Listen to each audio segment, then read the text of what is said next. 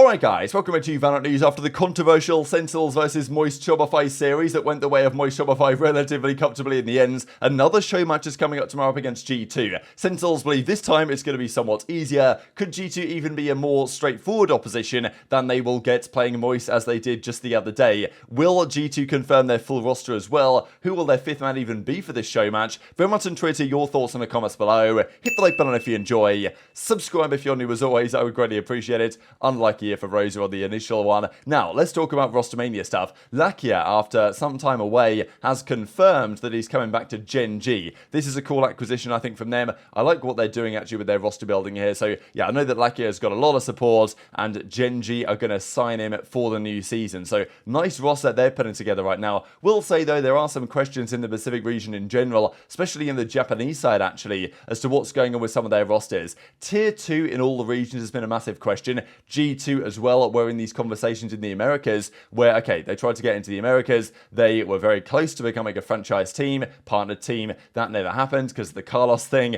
and they eventually threw that out and got an alternative in instead. Then they've managed to acquire the guard roster after all the drama that happened there with, thankfully, those guys being allowed to actually play in the league that they earned the spot to be able to do. But same thing with G2 in Tier 2 is like, well, is it worth the money in Tier 2? Is the return there? Do any of these organizations that support challenges actually get an ROI? Only if they win Ascension, really, which is why teams go for it and they try. But is the expected return worth it? Probably not. And the Union, for example, a team in the Brazilian side, they said, well, we did well, and okay, there was controversy about the players they signed, but they call it a day, and many organizations have dipped out of Tier 2 Valorant, and this is a problem we've mainly discussed in the Americas, but it's also an issue in the Pacific as well. There was actually an interesting rumor going around that Crazy Raccoon, this is an organization that was quite close to getting in, I think, to the Partnership League. Didn't happen in the end, which is somewhat controversial in and of itself with the likes of, DFM and organizations like that getting in. But Crazy Raccoon was not in, and there's been all sorts of rumors going around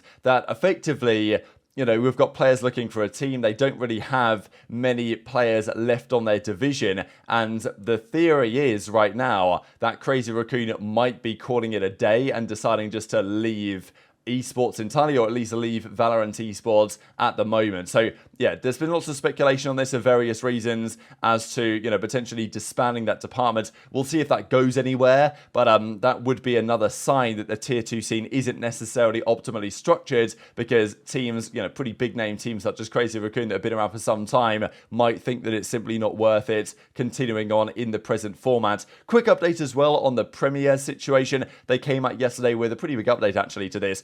A lot of these things have been asked for some time. Timeouts especially. Every match, teams will have one timeout per side and an additional timeout if it goes to overtime. So that's what's new in Premier. Playoff seeding, they've changed it a little bit. Playoff queue, there's now a 15-minute seeding period for better matchmaking. So should upgrade the Premier format. And of course, we know that this is really Riot's plan to take players that win in Premier. They want that to go from Premier up to kind of Tier 2 and Challenges, and then to Tier 1 League. And this is a very admirable idea to try and allow the actual game state itself to find and help promote some of the better talents for the future and help that get integrated into Tier 2. The issue is, if you don't have any organizations left in Tier 2, you're going to struggle somewhat to make that happen. And we know Leah Farrier kind of addressed this yesterday and said, look, this off-season is way too long. We need to figure that out going forward. We need an off season. There needs to be some time away, but not as much as we're getting this year. And he did say that next year is going to be a different story. And we know, looking at the leaked Tier 2, I think they actually revealed it wasn't even leaked, the Tier 2 schedule, that next year is going to start earlier, but it's also going to, 2025 season is going to start way earlier, which should be a good sign, and hopefully means the teams can actually justify staying in Tier 2, because, if they're trying to justify staying in Tier 2, they need sponsorship revenue, because that's effectively what this circumstance, this esports situation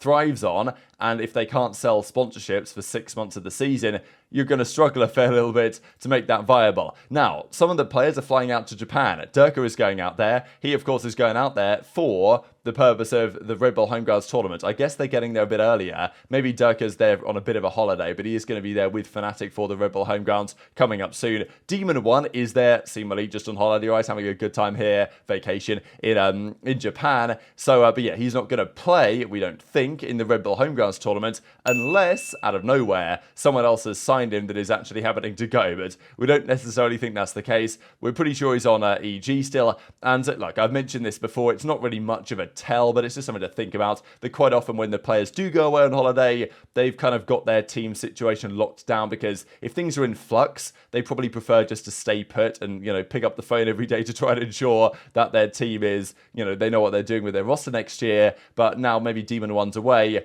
quite possibly means that he's come to the realization, or EG have informed him that, yeah, you ain't going anywhere, son. Like, we ain't, you know, no buyout is going to be enough to get you signed. And to be fair, like, even if Demon 1 was to go, it's not like he has to concern about networking, because if Demon 1 gets picked up somewhere else, you know, they want him, he can go if he wants to. You know, it's not like he has to be on the phone for hours negotiating with a team that might potentially want to sign him but isn't so sure. If someone's looking at Demon 1, it's going to be a no-brainer, like he's in high demand, but it's just whether EG want to let him go. And probably they have said no, it seems, is the way it currently stands. But as we say, other teams are also going to be out there in Japan. As Zix says from 100 Thieves, everyone's flying in today for practice in person. We'll have about a week left of prep before we fly out to Japan for the Red Bull Homegrounds, because I think November the 3rd is when that officially starts, so they're going to get there just before, whereas some players, maybe in Durka's case, I don't know, for Fnatic, getting there quite a bit earlier. But as Zix says, right, practice in person, so yeah, all of the 100 Thieves guys getting together to try and get things ready to go, I guess,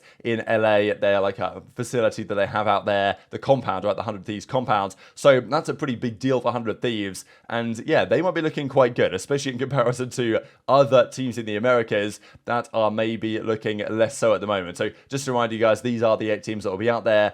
3rd of November through to the 5th of November is when this tournament goes on. And yeah, who are the favourites? I guess you'd have got to say Fnatic, but 100T tend to do quite well at these pre-season Red Bull Homegrounds tournaments. Just before we discuss Sentinels, wanted to say quickly, M80 do say a new arrival this year, get ready. This is probably just Nitro. I don't think they've confirmed Nitro to be joining their team yet. We think that it's Nitro and BCJ rounding out their team, with Kuala came back, of course Xander came back, and Nismo came back. So those are the 3 that stayed. The other guys went to new pastures, right? So yeah, we do have Nitro coming in as their probably new IGL, it seems, which could possibly let Xander off the leash even more, which might be good for their team, and also BCJ. So there's no doubt there's really good teams in Tier 2. And this is the question about the Showmatch that Sentinels played up against Moist Shopify, is whether, how good are Moist Shopify, I guess is the question here. Sentinels are a pro level caliber Tier 1 level team, sure, but Moist got the job done,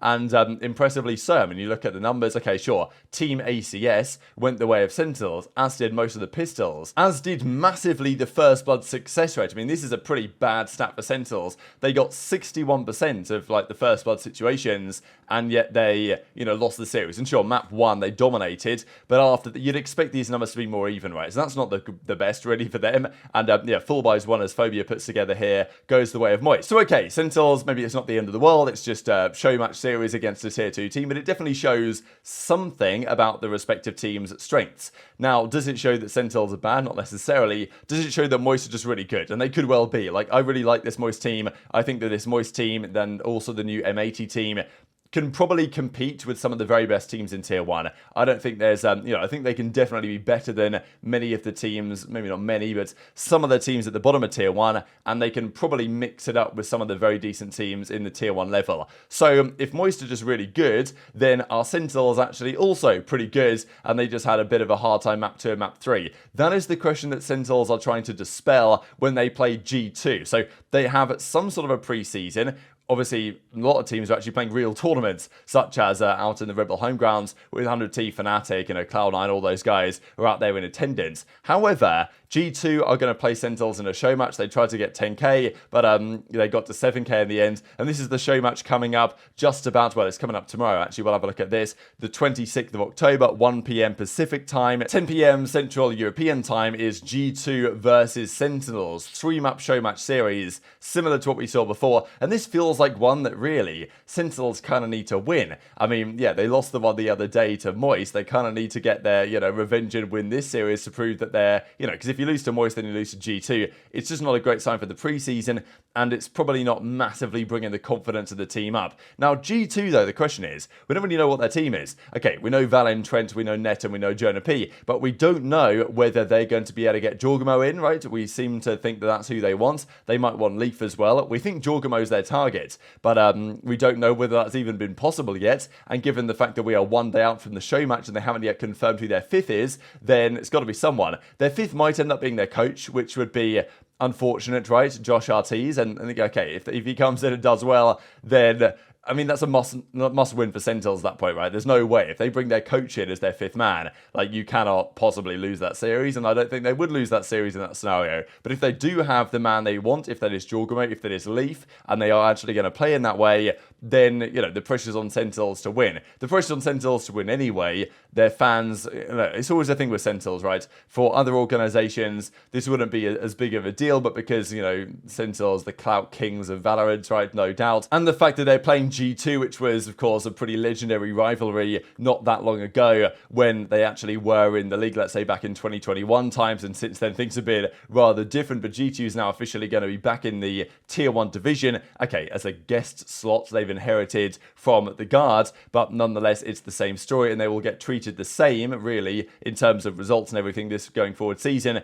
The best team is going to win. This might be a good early sign, and if they are playing with a coach, then Sentinels absolutely have to win. There is no excuses at that point. Maybe it'll be easy, as they say. This is the tweet that I was mentioning, right? Good thing we saved the easy match for Thursday. Kind of, obviously joking around to some extent, but saying, like, look, maybe Moist Shopify are pretty good, and at least G2 are going to be an easy walk in the park for these boys, which is, easier said than done. So very much intrigued your thoughts on all this stuff in the comment section below. Hit the like button if you enjoyed. Subscribe if you're new. Take care, and I'll see you next time.